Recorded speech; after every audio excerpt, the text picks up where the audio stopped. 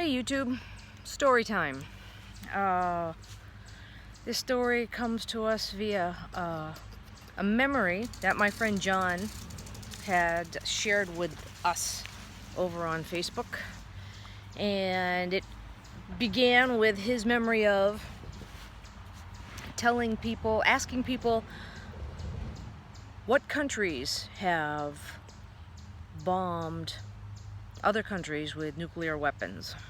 And evidently, now it's not my story to tell, for one thing, but the answers were interesting and were, I guess, always wrong. The answer is that the United States were the only country to drop a nuclear weapon on another country. And the reason I'm saying this is because today is the 6th, and the 5th was the 75th anniversary of us bombing Hiroshima. Now I tell that story because I have a couple more stories to tell.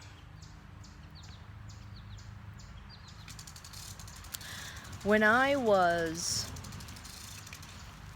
in high school,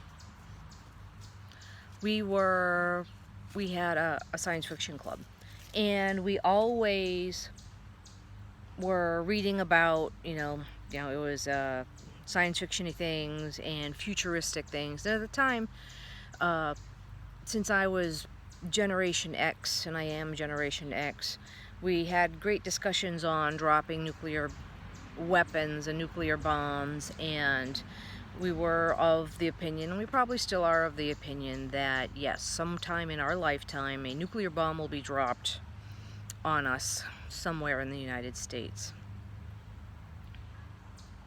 So there we were back in high school, science fiction club, and we were talking nuclear weapons and everything because, it was the cool thing, the most powerful thing at the time. And so what we did was we would sit there and talk, and the science fiction club had a sponsor, somebody who was an advisor, and he was an English teacher, and he didn't say much, but he listened to us talking, and he made it a tradition then.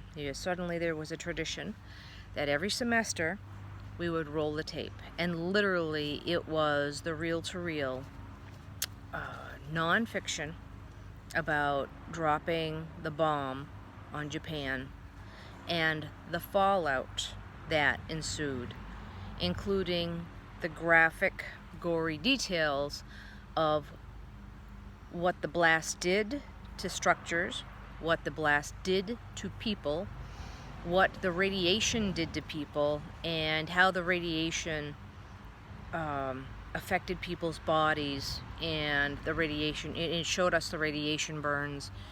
It showed us people just absolutely seared almost to death. The shadows on the walls of the people that had been walking past the walls of buildings and whatnot, and the only thing left was, when the bomb went off, the only thing left of them was a shadow on the walls. So that was a very wise thing in retrospect. Now that I'm older, don't know if I'm wiser, I'm wise-asser, but that was something that made a lasting impression on me and on the rest of the class. And the advisor was very wise in making sure that, it's a tradition, we see this every semester, instead of arguing with us that nuclear war was awful, was terrible, was horrific. He just basically said, we're just going to watch this and show it. And that did the trick. Which leads me to another memory I have about dropping nuclear bomb. We were still in high school, and one day the math teacher was out sick, and we got a substitute teacher. And the substitute teacher sat down and he said, let me tell you a story. And he told us a story that we were fascinated. Everybody, how you teach, if you're a substitute teacher, you get, the kids give you a hard time. He had us wrapped. He was the navigator on the plane that accompanied the boxcar, which was the other plane that dropped bomb.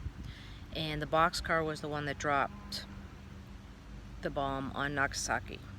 So the boxcar dropped the bomb on Nagasaki. He was the navigator on the Artiste, and the Artiste was the accompanying plane. It was the only accompanying plane for the boxcar. And it was quite the story to tell. They were originally going to drop the second bomb on, I think it was Kokura, and for several reasons they couldn't. And that was just utterly fascinating. Very interesting story. And I thought that was a great way to teach people. We didn't learn much about math that day, but we learned a lot. We learned a lot. It was a good life lesson. And so yesterday was the 75th anniversary of the bombing of Hiroshima. And I know a lot of people are gung-ho about dropping nuclear weapons and nuclear bombs on other countries. And it was very wise of those two teachers to share with us what that really meant. And if you haven't seen the result of that, the old reel is, I'm sure it's on the internet, PBS and I don't know if it's Nature or Nova, they have episodes on what happened and about the history of that. So I do encourage you, when you get a chance, when you get an off moment, to go and sit down and watch that. And then you can judge if any nuclear weapon should be used against anyone else again. Well, I hope my stories amused you. Stay safe, and I'll see you later. Okay, bye.